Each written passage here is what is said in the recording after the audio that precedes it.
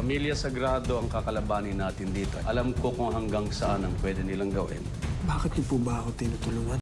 Dahil sa may malinis na puso si Moises ay pinakinggan ni Eleazar ang side niya na kahit alam na niya ang katotohanan na nanaig ang pagbabago sa puso ng presidente dahil kay Danica, kaya nagawa niyang unawain si Moises at dahil sa nanaigang awa sa kanya ay pinasigurado niya sa binata na tutulungan niya ito, kaya niyakap agad siya ni Moises dahil sa sobrang saya niya sa mga sandaling yan na kinatuwa naman ni Danica dahil nakikita din niya kung papaano bumabawi ang papa niya sa mga pagkukulang niya sa kanya at itinatama niya kung anong pagkakamali niya sa nakaraan.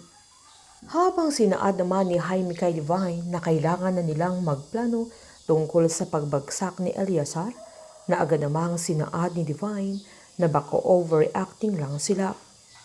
Galit na sinaad ni Jaime na nakikita niya ang lahat ng signs sa pagbaliktad ng kapatid niya dahil mula naupo siya bilang presidente ay hindi na siya sinusunod na yung contract na dapat i-award sa mga Trevino na kahit nirecommend niya ay hindi niya ginawa at siya mismo ang pumili ng kabinete niya na wala siyang permisyon at hindi man lang siya kinonsulta at hindi din siya bumoto para protektahan ang kapatiran laban kay Moises.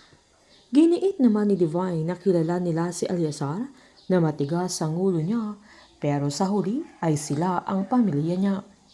Mas nagalit si Jaime at sinad niyang masyado niyang binigyan ng kapangyarihan kaya kailangan niyang bawiin bago pa siya maging peste katulad ni Moises. Habang miniting ni Eleazar ang kanyang mga abogado kung saan sinaad nilang pwede nilang gawing witness si Moises o bawasan ang kanyang kaso. Habang tinanong ng isang abogado kung babanggain nila ang pamilya ng presidente. Pinaliwanag naman ni Eleazar na sa isang pamilya kung may nagkakasala ay binibigyan nila ng leksyon at sa bayan kung may nagkakamali ay binibigyan nila ng kaukulang kaparusahan. Kaya hindi yun usapin sa pamilya niya at laban sa kanya dahil kapag napatunayan nilang nagkamali ang mga sagrado ay bibigyan nila ng leksyon at pabor yun para sa kanila dahil panahon ng kanilang purification dahil binibigyan nila ng pagkakataon para ituwid ang kanilang mga pagkakamali.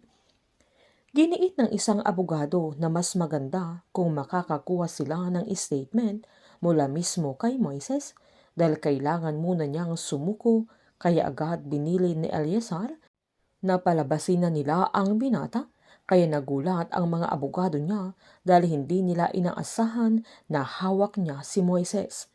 Agad pinaliwanag ng isang abogado kay Moises na kailangan niyang sumuko kay General Arevalo at sasamahan nila.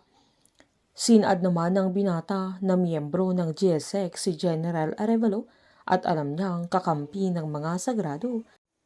Pero pinaliwanag naman ng abogado na siya ang head ng Law Enforcement Agency kaya no choice sila na nangako naman ang mga abogado ni Eleazar na babantayan nila ang binata at magsasama sila ng press para ligtas siya na kailangan niyang magbigay ng statement at isusulat nila sa papel lahat ng sasabihin niya na kailangan niyang i-memorize word by word na palabang sinaad ng binata na kabisado niya ang katotohanan.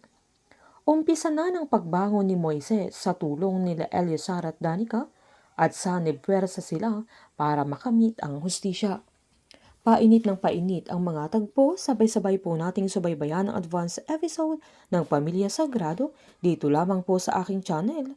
Patuloy lamang pong manood at mag-subscribe para ma-update po kayo sa mga susunod na episode. Marami pong salamat.